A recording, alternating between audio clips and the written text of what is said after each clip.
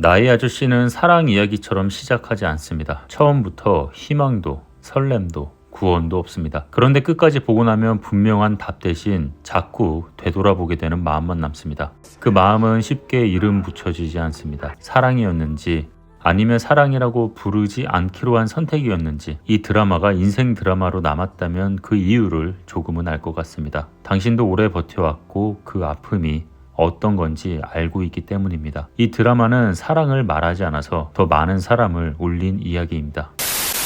나의 아저씨에서 끝까지 금기처럼 다뤄지는 단어가 있습니다. 바로 사랑입니다. 그래서 이 관계는 설명되지 않고 규정되지 않고 끝내 이름 붙여지지 않습니다. 이름을 붙이는 순간 이 관계는 너무 쉬워지기 때문입니다.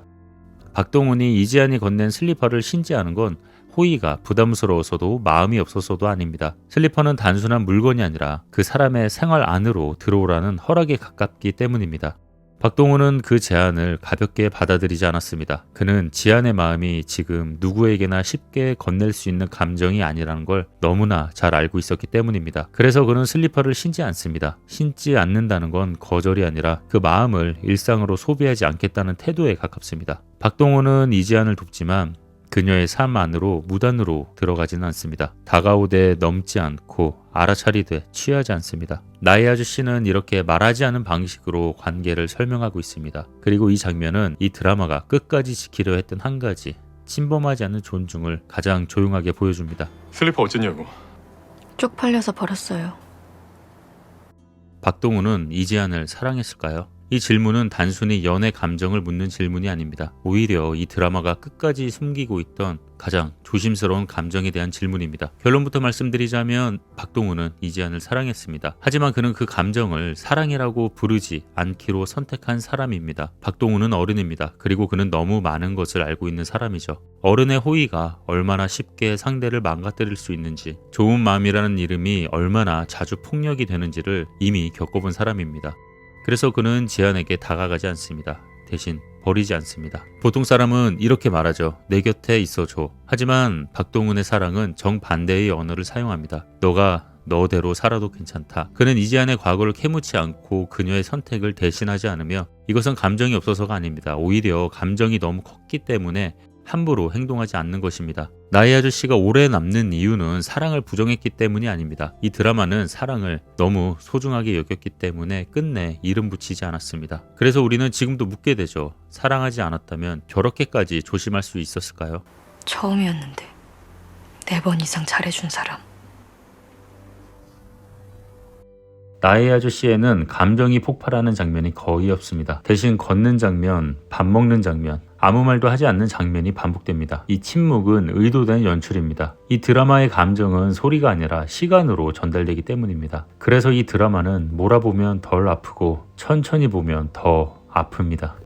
가족이었을까? 아내였을까? 아니면 오랜 동료였을까? 하지만 나의 아저씨를 끝까지 보고 나면 이 질문의 답은 조금 달라집니다. 박동훈을 가장 잘 알았던 사람은 가장 오래 함께한 사람이 아니었습니다. 바로 이지안이었습니다. 이지안은 박동훈을 착한 남자, 성실한 가장, 참을성 많은 어른, 그런 이름들로 그를 부르지 않았습니다. 대신 그녀는 그를 이렇게 보았습니다. 버티고 있는 사람, 상처 입히지 않기 위해 아무 말도 하지 않는 사람. 그래서 지안은 동훈이 왜 늘 침묵하는지, 왜 끝까지 선을 넘지 않는지 설명하지 않아도 알고 있습니다. 그 이유는 단순합니다. 이지안 역시 같은 방식으로 살아왔기 때문입니다. 반대로 박동훈의 형제들은 그를 가장 오래 알고 있었습니다. 하지만 너무 오래 봤기 때문에 묻지 않았습니다. 아내 역시 마찬가지입니다.